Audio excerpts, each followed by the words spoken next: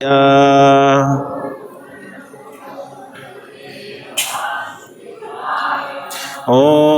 नमो भगवते वासुदेवाय।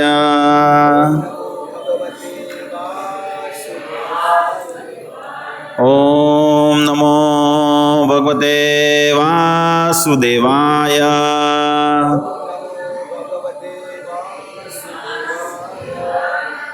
नारायणं नमस्कृत्यं नरं चैव नरोत्तमं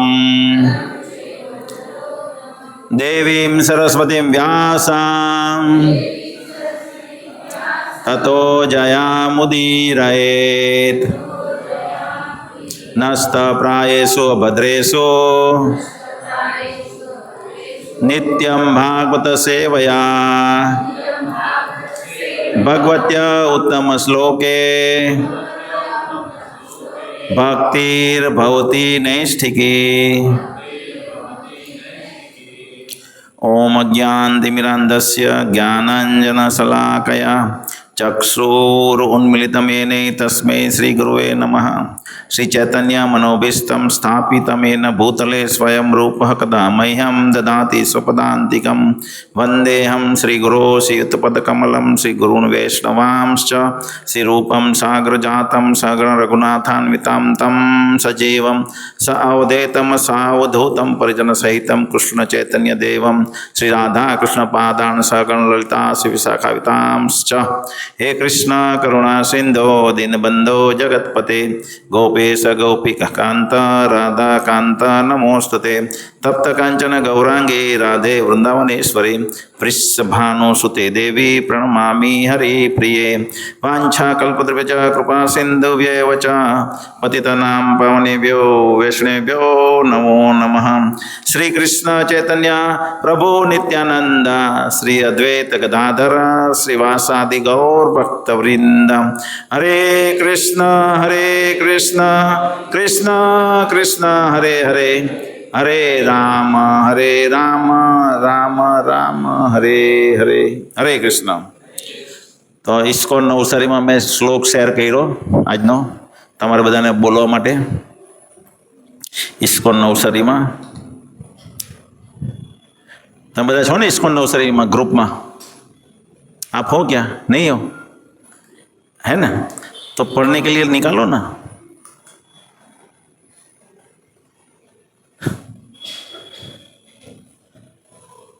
आज આપણે વાંચીશું ભગવદ્ ગીતા બીજો અધ્યાય ગીતાનો સાર। શું નામ છે અધ્યાયનું? હે? सांख्य योग अने गीतानुसार नाम है श्लोक संख्या 54 खुशी है ने। अर्जुन उवाच स्थितप्रज्ञस्य का भाषा समाधिस्थस्य केशव स्थितधि किं प्रभासेत किम आसीत व्रजेत किम। अर्जुन उवाच स्थितप्रज्ञस्य का भाषा समाधिस्थस्य केशव स्थितधि किं प्रभासेत किम आसीत व्रजेत किम। अर्जुन उवाच स्थितप्रज्ञस्य का भाषा समाधिस्थस्य केशव स्थितधि किं प्रभासेत किम आसीत व्रजेत किम।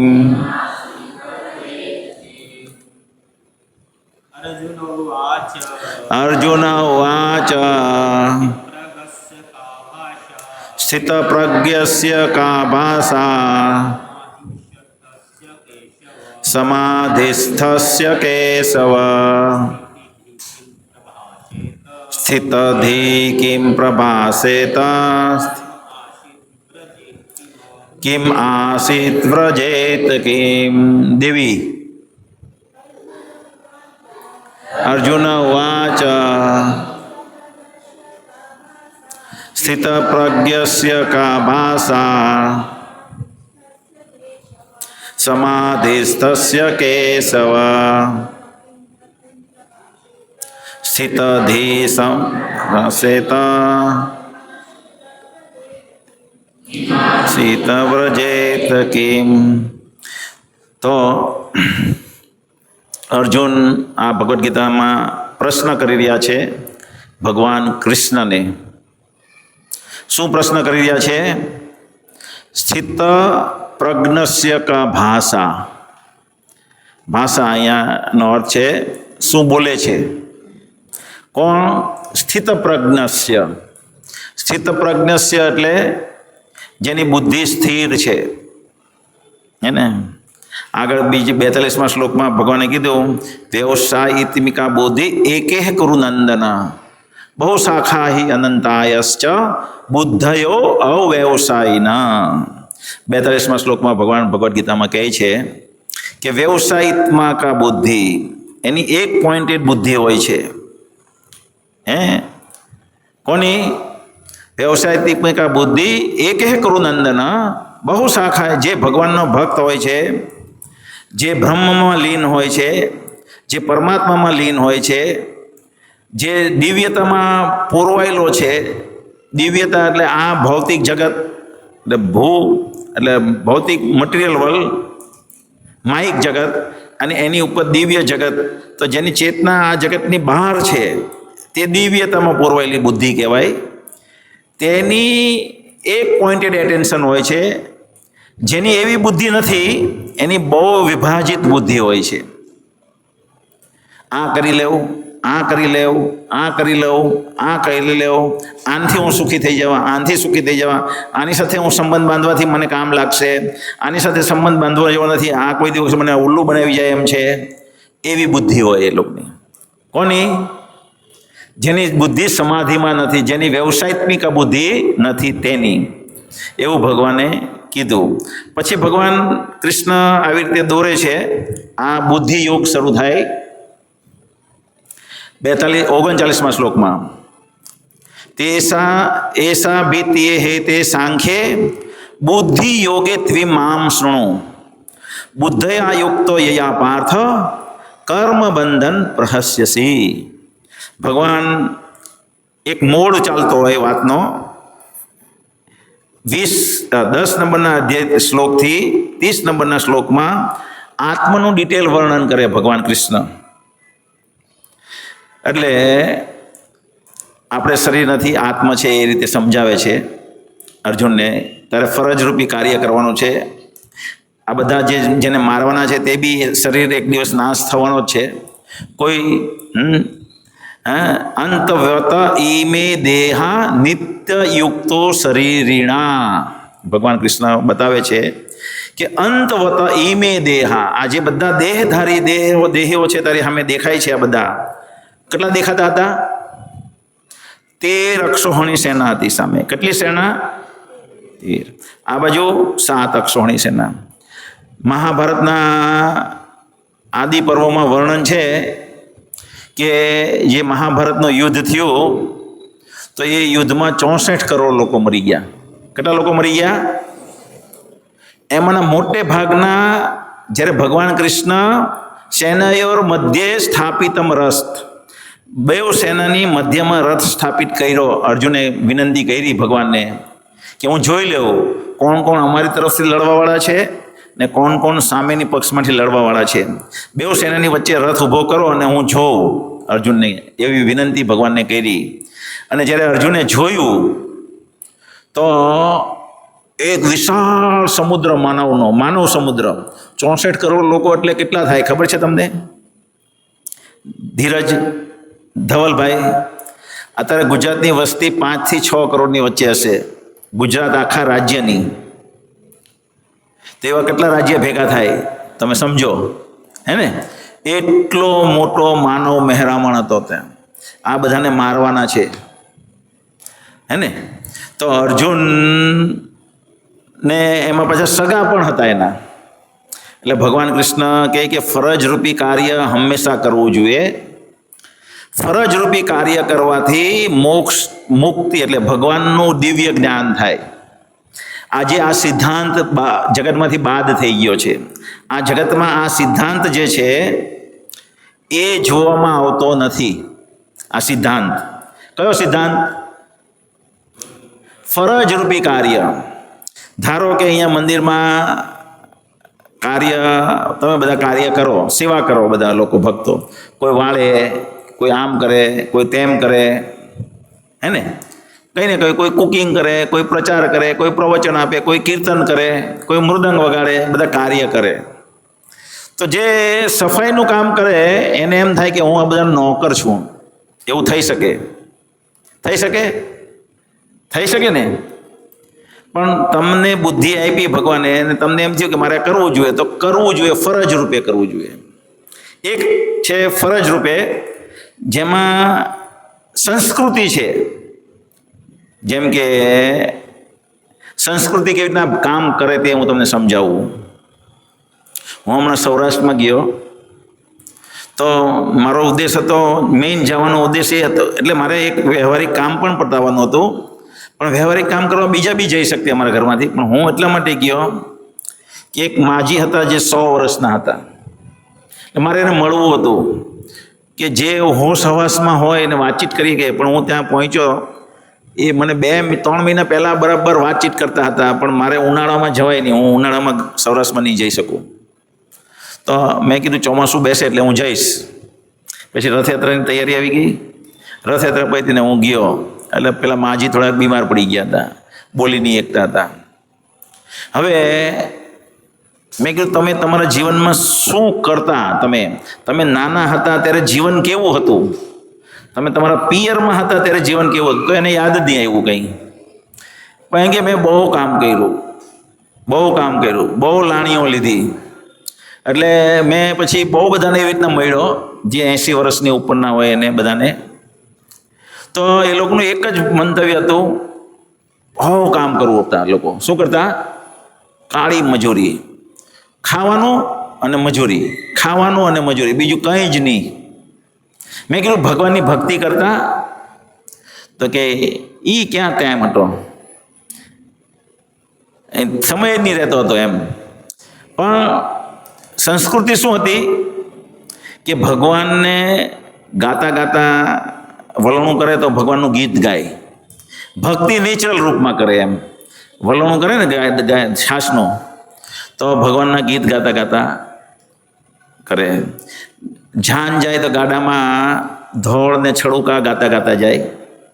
જેની ઝાંખી મેં તમને બતાવવાનો પ્રયત્ન કર્યો. આ હમણાં રથયાત્રામાં આગળ 2 ટ્રેક્ટરમાં બેસાડેલા હતા. તો એ આખી રામાયણ ગાય. એ લોકોએ શું ગાયું હતું? થોડોક ફેરફાર કરશું આવતા વખતે. એ લોકોએ આખી રામાયણ ત્યાંથી શરૂ કરી, અહીંયા લગીને રામાયણ પતાવી એ લોકોએ. તો એવી રીતના ગાડામાં જાન જાય ને એવી રીતના ગાતા હતા. પણ આવી રીતના મંદિરે જવાનું, ભક્તિ કરવાનું એવું નહીં હતું બહુ. એટલે આ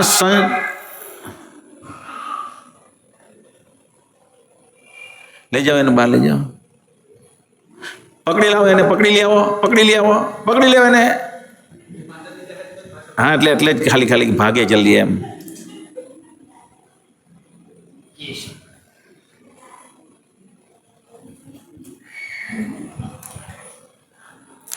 હા, શું હતું આપણું? હા, એટલે મંદિરમાં નહીં જતા હતા. એટલે એક સંસ્કૃતિના આધારે એક ભગવાન ભાવિત જગત હતો. તો કોઈ આફત નહીં હતી, પાણી બધું બરાબર હતું, હે ને? ધીમે ધીમે લોકો ત્યાંથી વળતા ગયા. અને અહીંયા દક્ષિણ ગુજરાતમાં આવ્યા. દક્ષિણ ગુજરાતમાંથી કેનેડા ગયા, જર્મની ગયા, અમે ઓસ્ટ્રેલિયા ગયા, અને સંસ્કૃતિ ધોવાઈ ગઈ. અને હવે બધું ધનોટ વળી ગયું. હવે કોઈનું કોઈ માન રાખે નહીં, એવું થઈ ગયું. શું પોઈન્ટ પરથી આપણે ગયા? નહીં, પણ એને ત્યાં શું કરવા ગયા? સૌરાષ્ટ્રમાં શું કરવા ગયા આપણે?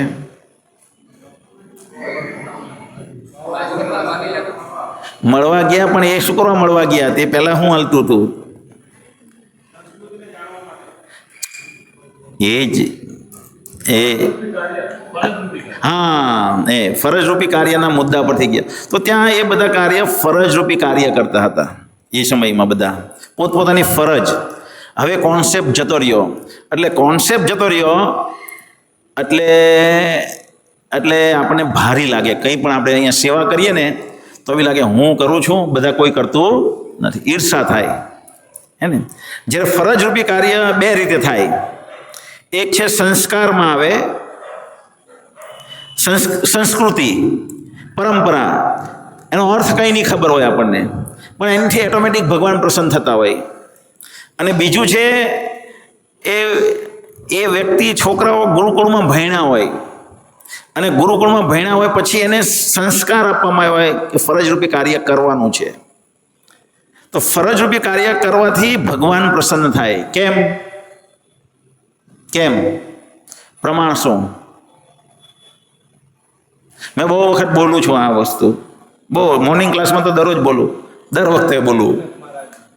હા, એ ફરજરૂપી કાર્ય એટલે ભગવદ્ ગીતાના 3 અધ્યાયના 15મા શ્લોકમાં કહે કે કર્મો બ્રહ્મો ઉદ્ભવમ વિધિ. કર્મ આપણે જે કાર્ય કરીએ છીએ, ફરજરૂપી કાર્ય, જે બધાના ફરજરૂપી કાર્ય છે, બ્રહ્મ ઉદ્ભવમ વિધિ. અહીંયા શબ્દ બ્રહ્મ ઉદ્ભવમ જ્યારે વાપરે છે ત્યારે એનો અર્થ થાય છે વેદમાંથી. એટલે આપણી ફરજરૂપી કાર્ય જે છે તે વેદમાંથી ઉપજે છે. શેમાંથી આવે છે? વેદમાંથી આવે છે. પછી બીજી લાઈન છે બ્રહ્મા અક્ષર સમુદ્ભવમ.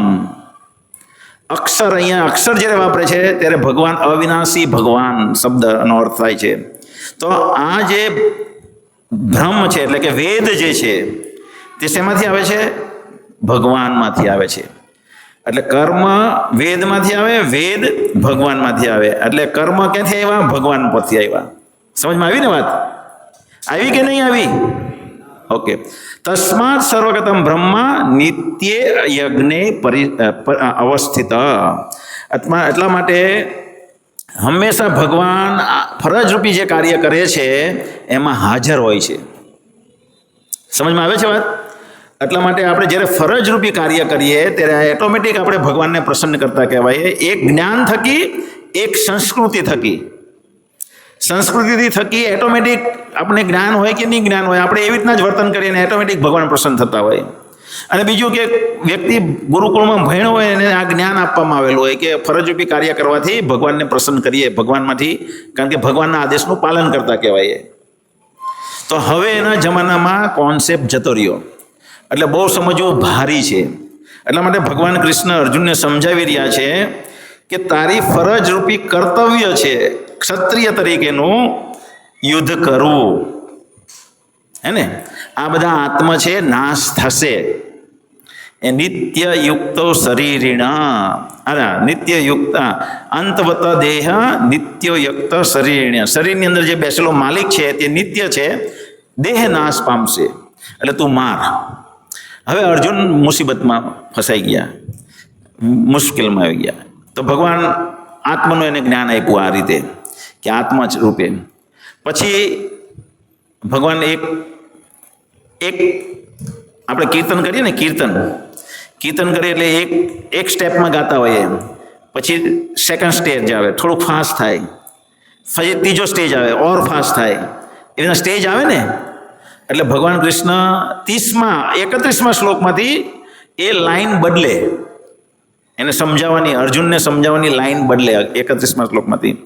અને એ આત્માનું જ્ઞાનમાંથી ભગવાન એને વેદ અનુસાર જ્ઞાન આપે કે જો તું ક્ષત્રિય છો અને ક્ષત્રિય જે છે એને ફરજરૂપી કાર્ય કર, તો અનાયાસે જે યુદ્ધ આવે ને એ આવા ધર્મરૂપી યુદ્ધમાં જો એ યુદ્ધ કરે છે તો એને સ્વર્ગ પ્રાપ્તિ થઈ જાય.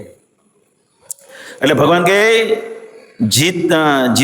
જીતોવા એટલે જીતીશ તો મહિમ ભોગવીશ, ધરતી પર શાસન ભોગવીશ, અને હારી જઈશ તો સ્વર્ગ ભોગવીશ, માટે થઈને યુદ્ધ કર ફરજ રૂપે. આવી રીતે સમજાવે છે. હવે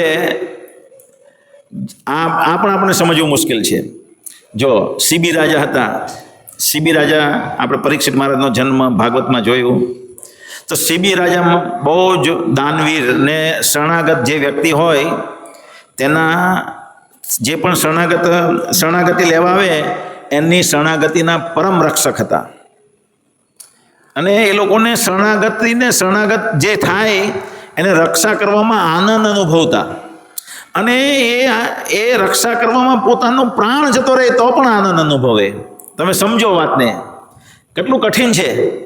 આજે આપણી પાસે કોઈ શરણાગતિ લેવા આવે કે પ્રભુજી મારી રક્ષા કરો, અને હું ક્ષત્રિય હોઉં તો મારામાં ક્ષત્રિય ગુણ હોય તો મારે મારા પ્રાણના ભોગે પણ એને રક્ષા કરવાની, અને એમાં મને આનંદ આવવો જોઈએ. ભારી છે દેવી સર્વસ્વપ્ના, ભારે ને, બહુ ભારી કામ. પણ કેમ? કારણ કે એ લોકો એના ફરજરૂપી કાર્યમાં ભગવાનને જોતા, એટલે કરી એકતા. તમે જ્યારે વાળો ત્યારે ભગવાનને જો તો જ વાળી શકો. જો તમે વાળો ત્યારે ભગવાનને ન જો તો તમને એમ લાગે હું નોકર છું અહીંની, એમ લાગે. એવું કદી ન લાગવું જોઈએ. સમજમાં આવે છે? કારણ કે જે વ્યક્તિ વાળે છે એનું પરમ કલ્યાણ થઈ રહ્યું છે. અને જે લોકો કચરો કરી રહ્યા છે અને કચરો કરીને સફાઈ નથી કરી રહ્યા, એને ઝૂંપડપટ્ટીમાં રહેવાનો વારો આવે બીજા જન્મમાં. ભગવાનના મંદિરમાં તમે કચરાપેટી બનાવો તો ભગવાન કહે હું તને આ રેલના કાદવમાં બધા ઝૂંપડપટ્ટીમાં તમે જોઈ કેવી હાલત હતી, એવી હાલતમાં રાખીશ.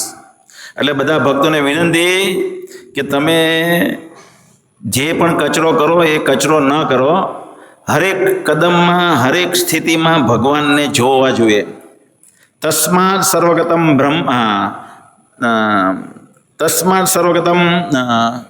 સર્વેષુ કાલેષુ મામ અનુસ્મર યુદ્ધશ્ચ મયી અર્પિતા મનોબુદ્ધિ મામે વેશ્યતિ અસંશય. ભગવાન ભગવદ્ ગીતાના 8મા અધ્યાયમાં કહે છે, 7મા અધ્યાયના 8મા અધ્યાયમાં ભગવાન કહે છે તસ્માત સર્વેષુ કાલેષુ. તો આવી રીતે હરેક ક્ષણ મને જો અને મને જોઈને કાર્ય કર. આવી રીતના મન બુદ્ધિ મને અર્પણ કરીને જો તું કાર્ય કરીશ તો શું થશે? મામે વેશ્યસી, મને પ્રાપ્ત કરીશ. એટલે જો કોઈ વ્યક્તિ ગંદકી કરતા પહેલાં, મહારાજનું એક લેક્ચર છે, મધુકંથ પ્રભુને મહારાજે એક કાગળિયું આપ્યું. એક ચિઠ્ઠી બની ગઈ હશે, કચરાપેટીમાં નાખવા. મધુકંથ પ્રભુએ એને આમ કરી અને બેઝિનમાં નાખી દીધું, વોટરના બેઝિનમાં. અને મહારાજ હાથ ધોવા ગયા અને જોયું કે મેં જે કાગળિયું મધુકંથને આપ્યું એણે આ બેઝિનમાં નાખ્યું. બહુ જબરજસ્ત લેક્ચર છે. મેં આજે 13 વર્ષ પહેલાં લેક્ચર સાંભળેલું. એટલું સરસ લેક્ચર છે. હું લેક્ચર તમને શેર કરીશ, એ લેક્ચર, હે ને. તો એ ફરજરૂપી કાર્ય જે છે, એટલે ગંદકી જે છે આપણે ન કરવી જોઈએ. દરેક ભક્તે સમજવું જોઈએ. નહીં તો સંભવ છે કે આપણે ઝૂંપડપટ્ટી, આપણે ભક્તિ કરશું, હરે કૃષ્ણ મંત્ર કરશું, આગલા જન્મમાં બી ભક્ત બનીશું, સારો ભાવ હશે, પણ રહેશું ગંદકીમાં. ક્યાં રહેશું વિજયભાઈ? ગંદકીમાં રહેવું પડશે. એટલા માટે ભક્તોને વિનંતી, ગંદકી કરવી નહીં. અને માતાજીઓને કે જે પણ સાફ સફાઈ કરતા હોય એને વિનંતી શું? એણે સમજવું જોઈએ કે મને મારી ફરજ છે સાફ કરવું, અને એનાથી ભગવાનને હું પ્રસન્ન કરી રહી છું, હે ને. તો ફરજરૂપી કોન્સેપ્ટ બહુ ભૂલી ગયા છીએ આપણે. અર્જુનને ભગવાન આવી રીતના સમજાવે કે તું ક્ષત્રિય છો, ફરજરૂપી કર્તવ્ય કરીશ, સ્વર્ગ પ્રાપ્ત કરીશ, અને જો મૃત્યુ પામી જીતી જઈશ તો અહીંયા મહિમ ધરતીનું આશાસન ભોગવીશ. આવી રીતના સમજાવે. પછી ભગવાન મોડ ચેન્જ કરે પાછો. ભગવાન શું કરે? ચેન્જ કરે. Step 1, step 2. સ્ટેપ 1 કયું થયું? પેલા ભાઈ તમારા બનાવીને નામ શું પેલા ભાઈનું? નહીં, આ પાછળ જો નહીં, કેવડાભાઈ. પહેલું સ્ટેપ શું હતું? ભગવાને પહેલું સ્ટેપ શું લીધું? પહેલા સ્ટેપમાં એમ સમજાયું આ શરીર નથી, દેહ છે. 20મા શ્લોકથી 10મા શ્લોકથી 30મા શ્લોક સુધી 31 થી 38 ભગવાને કર્મકાંડના વિભાગ પ્રમાણે એક સ્ટેપ નીચે લાવ્યા અને સમજાવ્યું કે તારી ફરજરૂપી કર્તવ્ય કર. પછી ભગવાન આ મધ્ય જ્ઞાનનું સ્તર, એનાથી નીચેનું કર્મકાંડ વિભાગ અને એની ઉપરનો વિભાગ લીધો. શું કીધું? નેહાભિક્રમણ શોચતી પ્રત્યવાયનો વિદ્યતે સ્વલ્પ મધ્ય ધર્મસ્ય ત્રાહેતો મહતો ભયાત. હવે તું સમજ કે જો મને ધ્યાનમાં રાખીને કામ કરવામાં આવે, કોને? ભગવાન મને કૃષ્ણને ધ્યાનમાં રાખીને કામ કરવામાં, સ્વ અલ્પમ અસ્ય, થોડું અમથું કાર્ય, હે ને? અહીંયાથી ચાલતા ચાલતા જોયું કે અહીંયા ખીલી પડેલી છે અને કોઈ વ્યક્તિને થઈ ગયું કે આ ખીલી મારે નહીં હોવી જોઈએ અહીંયા ભગવાનના ધામમાં, ભગવાનના કમ્પાઉન્ડમાં, અને એને ઉઠાવીને કચરાપેટીમાં રાખી. તો આ નાનું એમથી સેવા કહેવાય. શું કહેવાય? સ્વ અલ્પમ અસ્ય ધર્મસ્ય, ભગવાન માટે નાનું અમથું કાર્ય. પ્રભુપાદ ઉદાહરણ આપે. શું ઉદાહરણ આપ્યું પ્રભુપાદે? બતાવો એના લેક્ચરમાં, આ જ શ્લોકમાં. ઉદાહરણમાં પ્રભુપાદ લેક્ચરમાં આપે, ઉંદર હતું. ઉંદર દિવેટને જોઈ ગયું અને દીવો ઓલવવાની તૈયારી હતી. ભગવાનને પ્રસન્નતા માટે દીવો ઓફર કરેલો હતો અને એ દીવો ઓલવવાની તૈયારી હતી, પણ પેલાને સફરજનની ચીરી દેખાણી ઉંદરને. એટલે આમ કરીને ખાવા ગયું, ગરમ લાગ્યું. એટલે જ્યારે આપણે આમ કરીએ ત્યારે આગળ બી પૂછ થાય ને, એટલે પેલી ડિવેટ આગળ પૂછ થઈ ગઈ અને 2 મિનિટ વધારે પ્રજ્વલિત રહી. કેટલી મિનિટ પ્રજ્વલિત વધારે રહી? 2 મિનિટ. આ નાની અમથી અજ્ઞાનતામાં સેવા થઈ ગઈ. અજાણતા, અને અજ્ઞાત સુકૃતિ કહેવાય. શું કહેવાય? અજ્ઞાત સુકૃતિ. આના દ્વારા ઉંદર મુક્ત થઈ ગયું. શું થઈ ગયું? મુક્ત થઈ ગયું, હે ને? તો ભગવાન કૃષ્ણ અહીંયા હવે લેવલ 1, લેવલ 2 અને હવે એનાથી ઉપરનું લેવલ ઉપર સમજાવી રહ્યા, સ્ટેપ ચેન્જ કરી રહ્યા છે. એસા ભી તે હિતા સાંખ્ય બુદ્ધિ યોગે તિમાંસનું બુદ્ધયા યુક્તો યા પાર્થ કર્મ બંધન પ્રહસ્યસી. હવે તો બુદ્ધિથી સમજી ને બુદ્ધિને મારામાં જોડ, ભગવાન કહે છે. શું કહે છે? બુદ્ધિથી સમજ શું છે અને એ દ્વારા તું તારા કાર્ય છે તે મને અર્પણ કર. જ્યારે ભગવાન એમ કહે છે ત્યારે એ લાઈનમાં આગળ વધતા અહીંયા આવે છે અને 23મો શ્લોક બોલે છે. આ 23મો એટલે 53મો, સોરી. શું કહે છે? શ્રુતિ વિપ્રત્ય પન્ના તે, બોલો 53મો શ્લોક. ભગવદ્ ગીતા 2જો અધ્યાય 53મો શ્લોક. તમારામાં હોય તો કાઢો, મેં નથી નાખ્યો. આમાં નાખો, મોકલો ઇસ્કોન નવસારીમાં. 1 મિનિટમાં મોકલી દીધું, હે કે? હા, ચલો, આવી ગયું. આવી ગયો બધાના મોબાઈલમાં. 53મો શ્લોક. શ્રુતિ વિપ્રતિપન્ના તે યદા સ્થાસ્યતિ નિશ્ચલા સમાધવ અચલા બુદ્ધિસ તદા યોગમ અવાપ્સ્યસી. હવે અહીંયા ભગવાન કૃષ્ણ કહે છે શ્રુતિ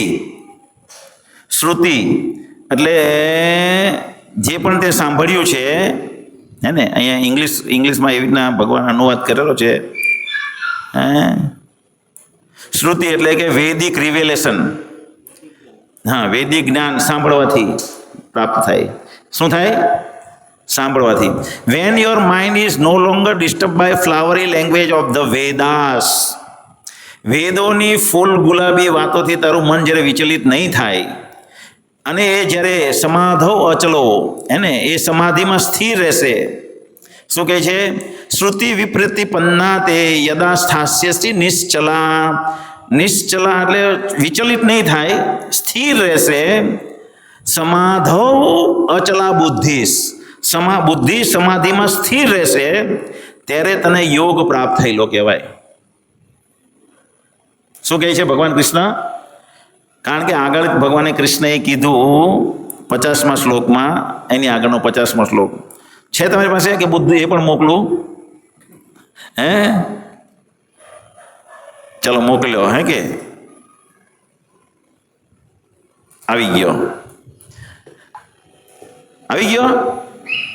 હવે બોલું છું. બુદ્ધિયુક્તો જહાતી ઉભે સુકૃત દુષ્કૃતે તસ્માદ યોગાય યુજ્યસ્વ યોગ કર્મસુ કૌશલમ. એટલે ભગવાન કે કર્મનું કૌશલ્ય એ છે યોગ રૂપી કાર્ય કરે. શું કરે છે ભગવાન કૃષ્ણ કહે છે યોગ રૂપે કાર્ય કર, હે ને. એટલે કાર્ય કયું કરવાનું છે? મારવાનું. અર્જુનને કઈ મારવાનું કાર્ય કરવાનું છે. આપણે પણ ભગવાન માટે કાર્ય કરવાનું છે. ધારો કે ધવલભાઈને મેં હમણાં સમજાવ્યું કે મિસ્ત્રીનું કાર્ય છે, તો એને એમ થાય કે હું મિસ્ત્રીનું કાર્ય, ધારો કે પેલા ગોવિંદભાઈ છે, શું છે પેલા તમારા પેલા ભાઈ પ્લાયવાળાનું નામ શું? મેવાડા બંધુ છે. તો એ મેવાડા બંધુ પ્લાય વેચે છે. શું વેચે છે? પ્લાય. તો એને થયું કે ચલો ભગવાન અહીંયા કબાટ બનાવવાની, મારે અહીંયા કબાટ બનાવવો છે. તો એણે પ્લાય ગિફ્ટ કરેલી ને. એટલે એ યોગ કર્મસુ કૌશલમ કહેવાય. શું કહેવાય? માતાજી બધા છે એને વાળવાની વૃત્તિ હોય. દરેક માતાજી સવારે વાળે, ઘરનું આંગણું વાળે, એટલે વાળવાની વૃત્તિ હોય ને માતાજીમાં, હા યા ના. એ અહીંયા મંદિરમાં આવે તો એને યોગ કર્મસુ કૌશલમ કહેવાય, હે ને. એક કાર્યની કૌશલ્યતા એમાં છે કે યોગયુક્ત કાર્ય થયું. એવી રીતે માતાજીઓની નેચરલ ટેન્ડન્સી છે કુકિંગ કરવાની, અને એ ભગવાન માટે કુકિંગ જ્યારે કરે તો એ કાર્ય યોગ કર્મસુ કૌશલમ કહેવાય. તો ભગવાન આવી રીતના કહે કે જ્યારે તારી બુદ્ધિ સ્થિર થઈ જાય ને સમાધિમાં, અચલો બુદ્ધિ, અવિચલિત થયા વગરની બુદ્ધિ જ્યારે ભગવાનમાં સ્થિર થશે ત્યારે એ યોગમાં સ્થિત કહેવાય. જ્યારે વ્યક્તિ યોગમાં સ્થિત થાય ત્યારે એના બધા કાર્ય કર્મસુ કૌશલમ થઈ જાય. સમજમાં આવે છે વાત? આપણે એટલે ભગવાને અહીંયા કીધું કે બુદ્ધિ સ્થિર કરવી જોઈએ. શું કરવું જોઈએ? બુદ્ધિ સ્થિર થવી જોઈએ. એટલે અર્જુને પ્રશ્ન કર્યો આ શ્લોકમાં. આપણે આજે જે હમણાં 54મો શ્લોક લઈએ છીએ ને, 54મો શ્લોક આપણે લીધો ને, તે હવે બેકગ્રાઉન્ડ ખબર પડી ગઈ તમને? અર્જુન કેમ આ પ્રશ્ન કરે છે? કેમ પ્રશ્ન કરે છે? ભગવાને કીધું યોગ કર્મસુ કૌશલમ, અને એ લાવવા માટે યોગમાં સ્થિત થવું જોઈએ. યોગમાં સ્થિત થવા માટે બુદ્ધિ સ્થિર થવી પડે, હે ને. એટલે અર્જુને પ્રશ્ન કર્યો. અર્જુન ઉવાચ સ્થિતપ્રજ્ઞસ્ય કા ભાષા સમાધિસ્થસ્ય કેશવ સ્થિતધિ કિમ પ્રભાસેત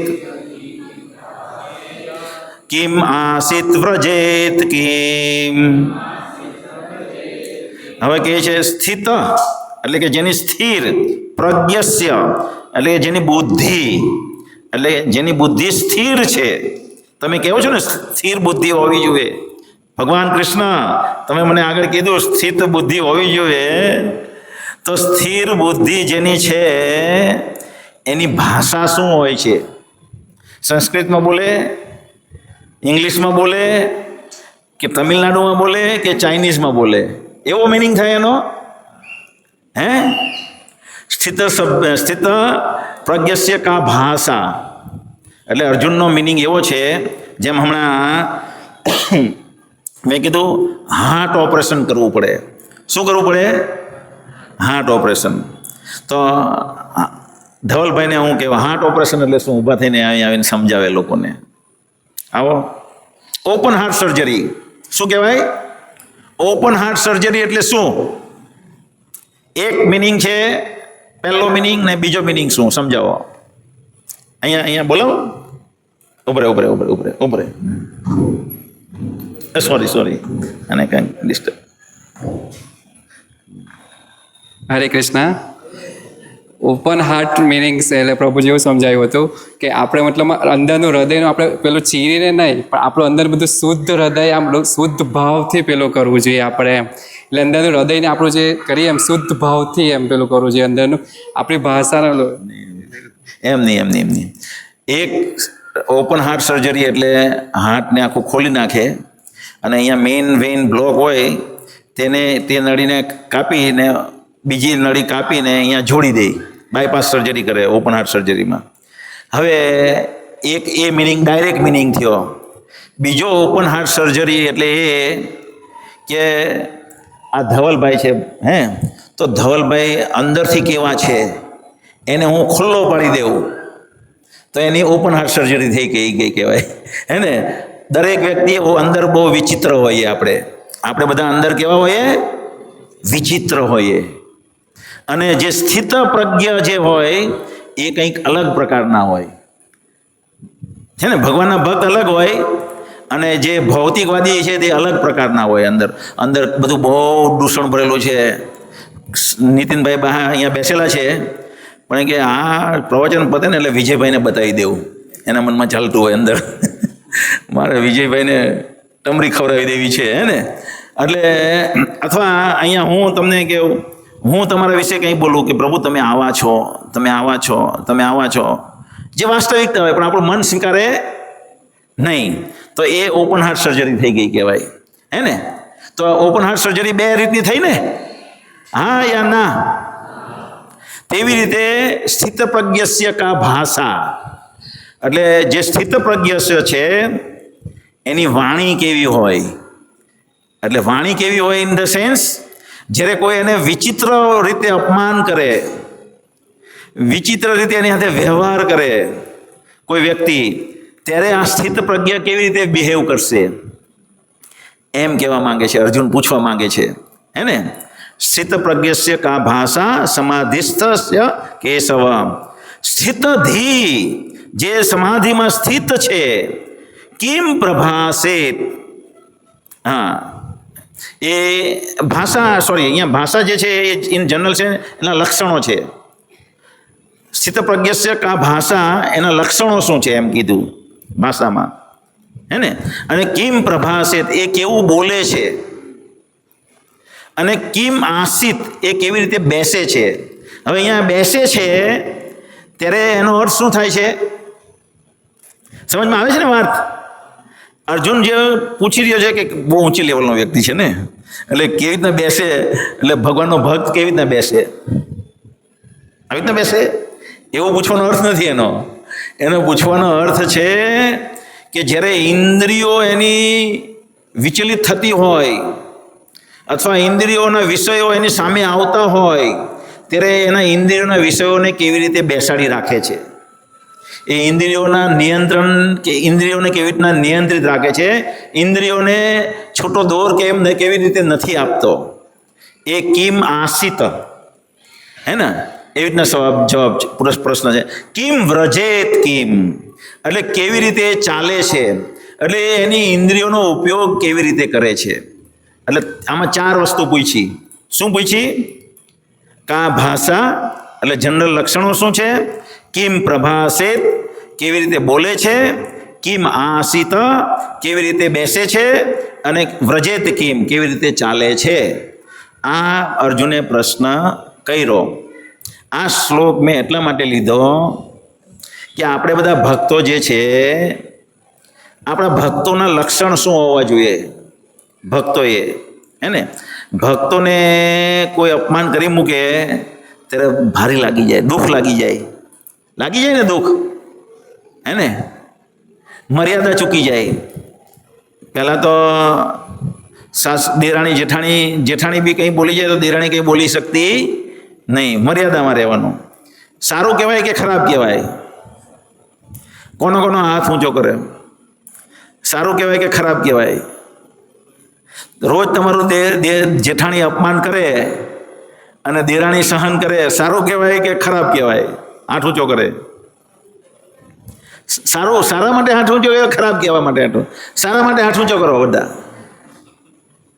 સાસુ કંઈ બોલે એને સહન કરવાનું, સારું કહેવાય કે ખરાબ કહેવાય? હાથ ઊંચો કરે. હે ને, એને મર્યાદા કહેવાય. શું કહેવાય? મર્યાદાથી વ્યક્તિ સહનશીલ બને. શું બને? જ્યારે કંઈ સહનશીલતામાં શું છે? સહનશીલતામાં ભગવાનની પ્રસન્નતા છે. ભગવાનને ઓળખવાની, ભગવાનને પ્રાપ્ત કરવામાં સહનશીલતા. કંઈ વિપત્તિ આવે અને કંઈ ખરાબ સ્થિતિ આવે ત્યારે આપણે સહનશીલ હોઈએ તો એમાં ભગવાન પ્રસન્ન થાય છે. એટલે આ બધા વ્યવહારો જે છે એ આપણને ભગવાનને ઓળખવા માટે અનુકૂળ વાતાવરણ બનાવે. આપણો સ્વભાવ જે છે અનુકૂળ બનાવે છે આપણને. અને ભગવદ્ ગીતામાં જનરલી આપણે શું હોય, મેં આ સમજાવ્યું બધાને કે જનરલી શું હોય કે આપણને એમ થાય અહીંયા આવ્યા એટલે બધા લોકો સંબંધ જ્ઞાન ખબર પડી જાય. સંબંધ જ્ઞાન રાકેશભાઈને સંબંધ જ્ઞાન ખબર પડી જાય. રાકેશભાઈ લોહિયા સંબંધ જ્ઞાન એટલે શું? કૃષ્ણ ભગવાન છે, સમજ પડી ગઈ. અને હું આત્મા છું ને હું એનો સેવક છું, મારે કૃષ્ણને પ્રસન્ન કરવાના છે, એ બધાને ખબર પડી. કોને કોને ખબર છે આવી વાત? ઓકે, સંબંધ જ્ઞાન. પછી દેવી દેવતા જે છે તે ભગવાનના અંગ છે. દેવા નારાયણ અંગજા. દેવતાઓ જે છે એ ભગવાન નારાયણના અંગ છે. તો આ અંગનું કાર્ય છે મને ખુશ કરો. મારા અંગનું કાર્ય છે મને ખુશ કરો. તો દેવતાઓના અંગનું કાર્ય, નારાયણના અંગનું કાર્ય છે નારાયણને પ્રસન્ન કરવા. એટલે દેવતાઓનું કાર્ય છે નારાયણને પ્રસન્ન કરવા. આપણું પણ કાર્ય છે ભગવાન નારાયણને પ્રસન્ન કરવા. જો આપણે ભગવાન નારાયણને પ્રસન્ન કરીશું તો દેવતા ઓટોમેટિક પ્રસન્ન થઈ જશે. આપણી એના પ્રત્યે કોઈ જવાબદારી રહેશે નહીં. આપણું ઋણ અદા થઈ ગયું કહેવાય. હે ને? ભાગવતના 11મા સ્કંદમાં શ્લોક છે. કયો શ્લોક છે? કોણ બોલશે? નાયમ કિંકરો ઋણીમ ચ રાજન સર્વાત્મના યે શરણમ શરણ્યમ ગતો મુકુંદ પરિહૃત કૃતમ. હે ને? એ શ્લોક છે. તો એમાં મુક્તિદાતા કૃષ્ણના શરણે જો આપણે જઈએ છીએ તો આપણે કોઈના ઋણી રહેતા નથી. હે ને? તો આપણે બધાને ખબર પડી ગઈ, બરાબર છે. પછી અને યજ્ઞ કરવો જોઈએ. શું કરવો જોઈએ? યજ્ઞ કરવાથી ભગવાન પ્રસન્ન થાય, આપણું જીવન સુખ થાય. નાના મોટા અજ્ઞાનથી જે પણ પાપ થતા હોય એનાથી આપણે બચી જઈએ, પાપથી મુક્ત રહીએ આપણે. ને પાપથી મુક્ત રહીએ એટલે સુખી થઈએ આપણે. એટલે આપણે બધા હરે કૃષ્ણ મંત્ર કરીએ. હરે કૃષ્ણ કૃષ્ણ કૃષ્ણ હરે હરે, હરે રામ રામ રામ હરે હરે. તો આટલું આપણે બધા અહીંયા કરીએ. Right or wrong? પણ આપણે બદલવાની જ્યારે વાત કરીએ, પ્રભુ તમે આવા છો, પ્રભુજી મારી વિશે આવું કહે છે, 5 જણને કહી દઉં આપણે, પ્રભુ તમે આવા છે, તમારામાં થોડુંક પરિવર્તન લાવવું જોઈએ. પ્રભુજી મારી સાથે આવું વાત કરે છે. હે ને? ઓપરેશન થઈ રહ્યું છે. શું થઈ રહ્યું? ઓપરેશન થાય ત્યારે આપણને સારું લાગે નહીં. હે ને? પણ આપણે ભગવાનના ધામમાં જવાનું છે તો સ્વભાવ તો ચેન્જ કરવો પડશે ને.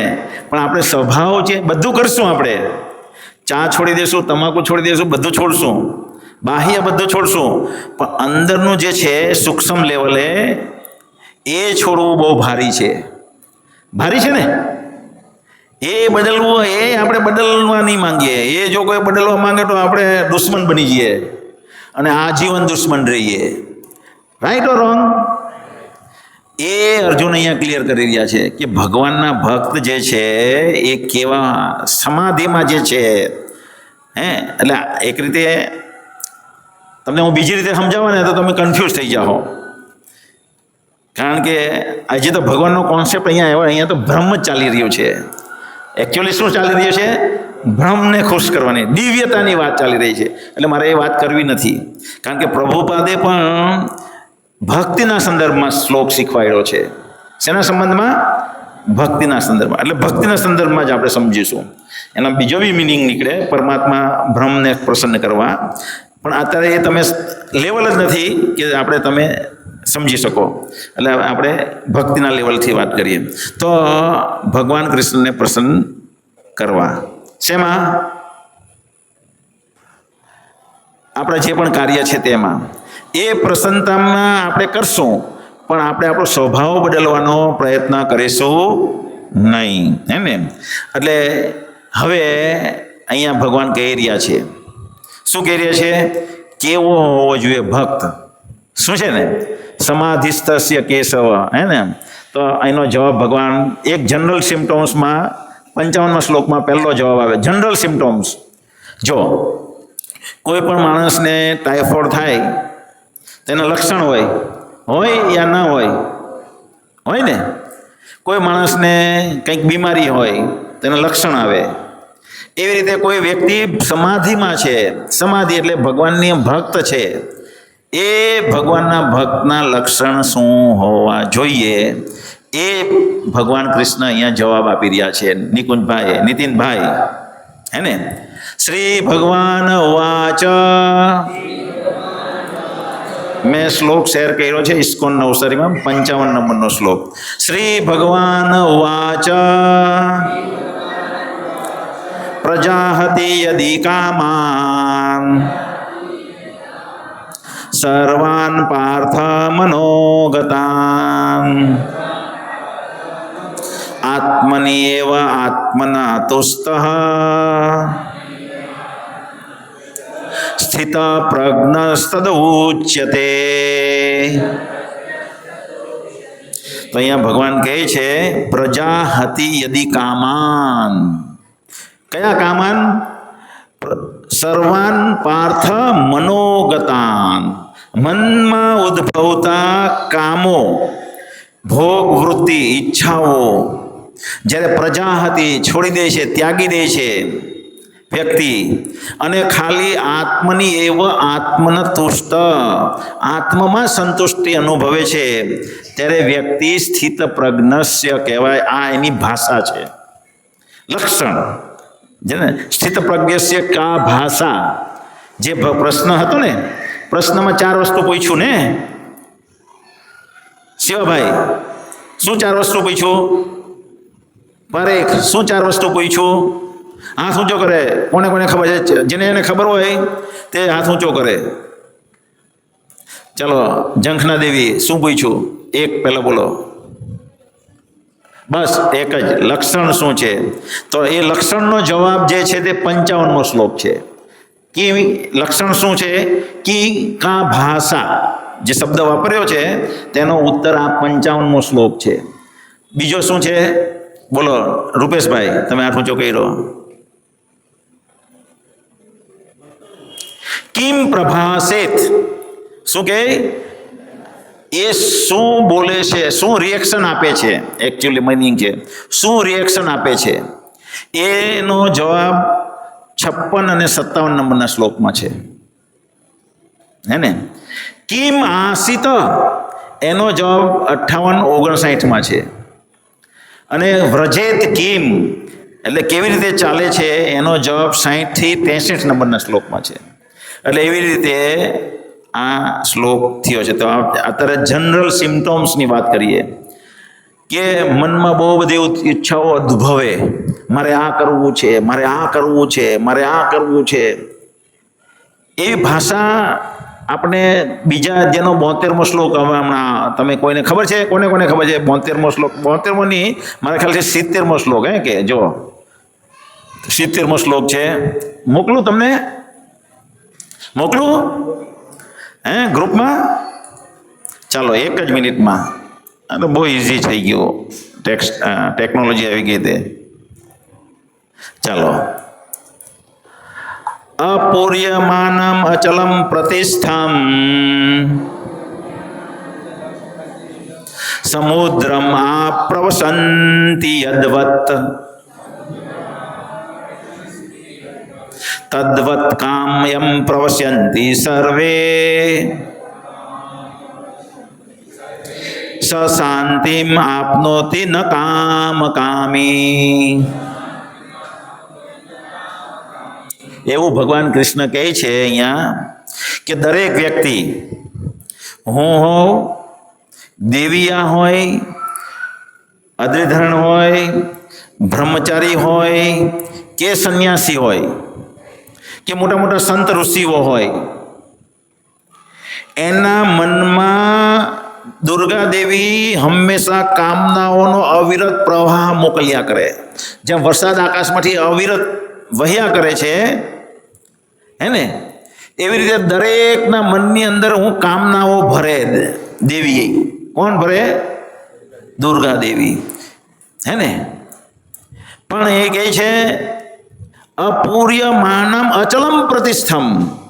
સમુદ્રની અંદર નદીઓ પ્રવેશે પણ સમુદ્ર શાંત રહે છે, એને રિએક્ટ નથી કરતો, હે ને. એવી જ રીતે કામનાઓ પ્રવેશે. અહીંથી જઈએ આપણે, હે ને, કોઈ મને આમ કહી દીધું તો મને મનમાં થયું મને બી બોલી દેવું છે, મારે બી બોલી દેવું જોઈએ. તો એ જાનવર વૃત્તિ કહેવાય. શું કહેવાય? એનિમલ ઇન્સ્ટિંક્ટ, હે ને. એવી રીતે અહીંયાથી નીકળ્યા અને સવારનો સમય છે અને ભરકા દેવીની ગુલાબ અને ઘીમાં બનાવેલી જલેબી જોઈ લીધી આપણે, અને આપણે ખાવાનું મન થયું ને ખાઈ લીધી. તો કામનાઓ પ્રવેશી અને આપણે રિએક્ટ કર્યું તો આપણે શાંતિ કદી અનુભવીશું નહીં. શાંતિમ આપનોતી ન કામકામી. કામકામી જે છે એ કામીએ કામ સંતોષો એટલે એને શાંતિ નહીં મળી. પણ જે કામ પ્રવેશ્યો એણે કામને રિએક્ટ નહીં કર્યું તો એને સશાંતિમાં આપનોતી, એને શાંતિ પ્રાપ્ત થાય છે, હે ને. એટલે આ જે શ્લોક છે 55મા નંબરનો શ્લોક, એના પર આવીએ કે પ્રજાહતિ યદિ કામાન.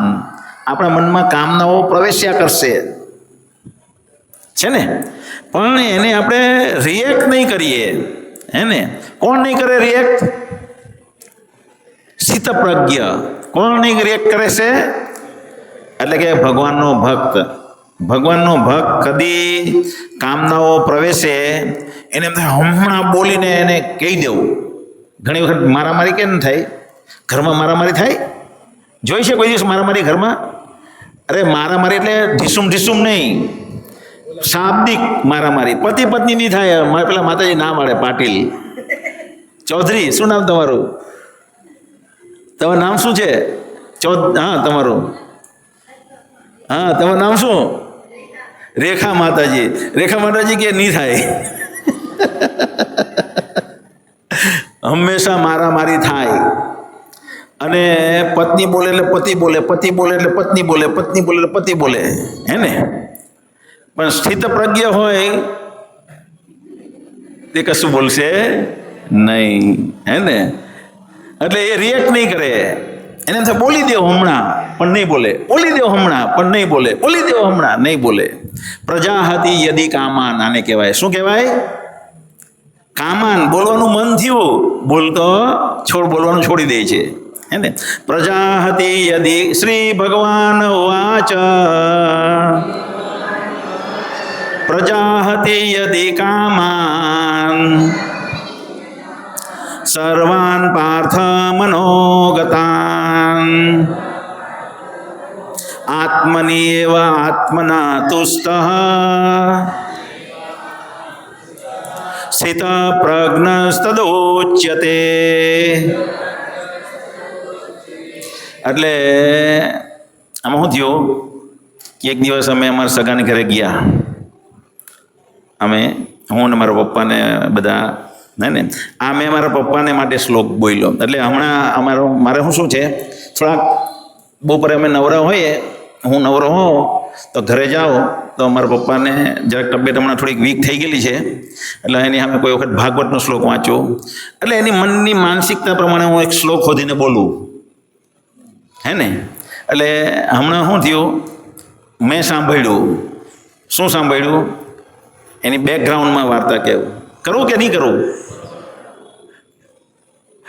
હા, તો કારણ કે સમય થઈ ગયો એમ. તો એવું થયું કે અમે એના એક ભાઈ જેનાથી એ લોકો બોલતા નહીં હતા એને લઈને એને ઘરે ગયા, હે ને. તો પેલા લોકોએ દરવાજા બંધ કરી દીધા, બારણા બંધ કરી દીધા, અમને ઘરમાં આવવા દીધા નહીં. અમે કીધું કેમ ભાઈ? તે કે આ તમે આવો તો આવવા દઈએ, પણ આને લઈને તમે આવ્યા એટલે હવે તમને એન્ટ્રી નહીં મળે. પછી મેં શાસ્ત્રનું ઉદાહરણ બહુ બધા એને સમજાવ્યા, પણ એ એક ટચના મચ થયા નહીં. એટલે હવે આપણે તો ભક્ત કહેવાય એટલે આપણે તો ભૂલી જઈએ, પણ મારા પપ્પા ભૂલ્યા નહીં. એટલે એના મનમાં ગૂંચવાયા કરે, મારું અપમાન કર્યું. થઈ જાય ને એવું? થાય કે નહીં થાય? આપણે કોઈને ઘરે જઈએ ને આપણે ઢૂંઢકારીને કાઢી મૂકે તો શું દશા થાય? મારી સાથે એવું થયેલું એક વખત. હું જ્યારે યુવા હતો ત્યારે હું એક ઘરે ગયો તો એ ભાઈએ મને કાઢી મૂક્યો ઘરમાંથી, હે ને. તો ત્યારે તો મનમાં થોડુંક દુઃખ લાગ્યું. ત્યારે તો ભક્ત નહીં હતા, હું લગભગ 20, 25, 30 વર્ષ પહેલાંની વાત છે, હે ને. તો એવી રીતના દુઃખ લાગે. શું થાય? દુઃખ લાગે. એટલે મારા પપ્પાને લાગ્યું દુઃખ. એટલે મેં મારા પપ્પાને સમજાવવા માટે પછી એ લોકો અમારી ઘરે આવ્યા, હું નહીં હતો ઘરે. તો મારા પપ્પા એને ગમે તેમ બોલવાનું શરૂ કરી દીધું. મેં મારા પપ્પાને કીધું, જો તમારે કોઈની સાથે ગમે તેમ બોલવાનું નહીં, તમારી આ જે દશા છે તમે બધાની સાથે ગમે તેમ બોલો એને લીધે જ છે, એટલે તમારે વાણીમાં કાબુ રાખવાનો. તો મને વાત મળી કે આ લોકો આપણી ઘરે આવ્યા ને ગમે તેમ બોલ્યા. એટલે પછી મેં કીધું કે પ્રભા, જો ભગવાનનો ભક્ત જે છે એનો સ્વભાવ કેવો હોવો જોઈએ, હે ને. તમારા મનમાં મારથી રહેવાય નહીં, મારથી રહેવાય નહીં. પ્રજાહતિ યદિ કામાન સર્વ પાર્થ મનોગતાન આત્મની એવા આત્મનતુસ્ત સિત પ્રજ્ઞશ્ચ ઉચ્યતે. ભક્ત કોને કહેવાય મેં એને સમજાવ્યું. એટલે મેં આ શ્લોક લીધો, સમજમાં આવી? એને શ્લોક લીધો પછી મને એમ થયું કે આ બધા ભક્તોને કહેવો જોઈએ કે આપણો સ્વભાવ કેવો હોવો જોઈએ. જો આપણે ભગવાનના ધામમાં જવાના છીએ અને 13મા અધ્યાયથી 18મા અધ્યાય ભગવદ્ ગીતામાં આપણે સ્વભાવ કેવો નિયંત્રિત કરવો જોઈએ આ બધું જ્ઞાન થઈ ગયું, મેં તમને સમજાવ્યું તેવું. પણ જો આપણે આપણો સ્વભાવને ચેન્જ નહીં કરીએ ને તો ભગવાનના ધામમાં નહીં જઈએ. એટલા માટે 13થી 18મો અધ્યાય એ જ વર્ણન કરે છે કે આપણે આપણા જીવનમાં આપણા સ્વભાવમાં પરિવર્તન લાવવાનું છે. ભક્તો પરિવર્તન નહીં લાવતા. ભક્તો શું કરે? માળા કરે, ભગવાનની ભક્તિ કરે, સેવા કરે, બધું કરે. હવે સમજો કે આપણે ઘરમાં ખાવાનું કયું બને? વિજયભાઈ, તમારા ઘરમાં કયું ખાવાનું બન્યું આજે? જે તમે મનમાં વિચાર્યું તે જ બન્યું ને દયાભાઈ? આપણે મનમાં જે ઘરમાં વિચારીએ, ગૃહિણી જે વિચારે કે મારે આજે આ ખાવાનું બનાવવાનું છે, તે જ બને ને? Right or wrong? સમજમાં આવે છે ને વાત? તો એવી રીતે જ્યારે આપણે ખબર પડે કે મારે સ્વભાવ બદલવાનો છે, નમ્ર થવાનું છે, હે ને. હજી આનો ભગવાન કિમ આસિત, હજી તો કિમ પ્રભાસિત. જો આનો પછીનો શ્લોક ચાલો એક લઈ લઈએ એટલે તમને આને મને સમજાવતા જરાક ફાવે. 56મો શ્લોક મોકલું હે? ચાલો એક જ મિનિટમાં. હે, અરે બધું બહાર નીકળી ગયું. વાહ, ચાલો મોકલી દીધો.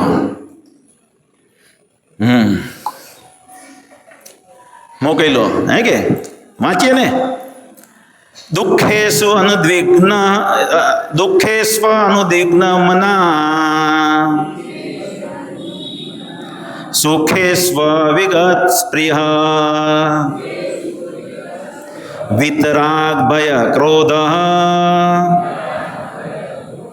સ્થિત ધીર મુનિર ઉચ્યતે. દુઃખેસ્વ અનુદ્વિગ્ન મનઃ સુખેશુ વિગત સ્પ્રિય. જ્યારે દુઃખ આવે ત્યારે એ વ્યક્તિ રડતો નથી, મને દુઃખ આવી પડ્યું, એવી રીતના રડતો નથી, હે ને. બહુ બધા ભક્તોને દુઃખ આવે એટલે ભક્ત મરી પરવાળે. એ શાંત તે સ્થિત ધીર, હે ને. અને સુખેસ્વ વિગત સ્પ્રિય. જ્યારે 2 લાખ રૂપિયાની લોટરી લાગી મજા આવી ગઈ એમ કરીએ આપણે, હે ને. એટલે જ્યારે આ છે ને ઇન્દ્રિયોથી ઉપજતો આનંદ છે, બાહ્ય આનંદ છે. શું છે? દિવ્ય ભાવના નથી આ. એટલે મન કંઈક સારું પ્રાપ્ત થાય છે, ખુશ થઈ જાય, હે ને. સુખેશુ વિગત સ્પ્રિય અને દુઃખેશુ અનુદ્વિગ્ન મનઃ. તો એ વ્યક્તિ આને રિએક્ટ નહીં કરે મનને, આ મનમાં જે ઉદ્ભવ્યું એને રિએક્ટ નહીં કરે. વિત રાગ ભય ક્રોધ, વિત એટલે એનેથી દૂર રહે છે, અનાસક્ત રહે છે. શેનથી? રાગ. રાગ એટલે શું? આસક્તિ. આસક્તિથી શું થાય? આસક્તિથી શું થાય? આસક્તિ હોય ને, આશા, એક આસક્તિ. આજે મને 1000 રૂપિયા લાગી જશે, 1000 મેં એક શેર ખરીદી લીધેલો છે. શું કરી લીધેલો છે? શેર ખરીદી લીધેલો છે. 1 કરોડ રૂપિયા જવાનો છે. શું જવાનો છે? લાખ રૂપિયાનો છે પણ કરોડ રૂપિયા થવાનો છે. અને 10,000 થઈ જાય અચાનક, ભય લાગવા માંડે. કરોડ રૂપિયાની આશા હોય, લાખની અંદર 99, 95, 90 ભય થવા માંડે. થાય ને? ભય લાગવા માંડે. વિત રાગ ભય ક્રોધા. અને જ્યારે વારંવાર આવું થાય ત્યારે ક્રોધ આવે. શું આવી જાય? ક્રોધ. હે ને? તો વ્યક્તિ આથી જ્યારે મુક્ત રહે છે, જ્યારે ક્યારે રહી શકે? જ્યારે સ્થિત ધીર મુનીર. હે ને? મુનીર એટલે શબ્દનો અર્થ શું છે? 2 સ્કોલર ઊભા થાય, 2 સ્કોલર, અને એનો 2 સ્કોલર ઊભા થાય ને એનો મત 2 દિવસ મેચ જ નહીં થાય મત. આ શાસ્ત્રની એક વાત લઈ આવે, હું શાસ્ત્રની બીજી વાત લઈ આવું. મુનીર જે છે એ કદી મેચ થાય જ નહીં એનો એકબીજાથી. મોટા તત્વચિંતક આવે એનો બેનો મત એક મળે નહીં, એને મુનીર કહેવાય. પણ સ્થિત ધીર મુનીર કોને કહેવાય? જેનો મત મળી જાય એને સ્થિત ધીર મુનીર કહેવાય. તો ઉચ્યતે એને કહેવાય છે એમ. એટલે જે છે એ વિત રાગ ભયમ ક્રોધા સ્થિત ધીર મુનિર ઉચ્યતે. એ વ્યક્તિ મુનિ છે, વાસ્તવ મુનિ એ છે જ્યારે એને વિત રાગ ભય ને ક્રોધથી મુક્ત છે. જ્યારે ગમે એવું દુઃખ આવે, ગમે એવી આનંદનો વિષય આવે, એની ભાવના ભગવાનમાં લીન હોય. શું હોય? આને કિમ વ્રજેત કહેવાય. શું કહેવાય? હજી આગલો એક શબ્દ છે, આવતા રવિવારે લેવું. બીજા બધા શ્લોક આવતા રવિવારે લેવું સમયની અવધિમાં. હરે કૃષ્ણ. હા બોલો. હા.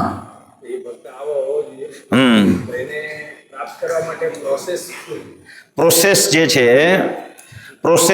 છે પહેલાં તો આવું હોવું જોઈએ, જ્ઞાન મેળવવું જોઈએ, પહેલાં સાંભળવું જોઈએ અને ભગવાનને પ્રાર્થના કરવી જોઈએ.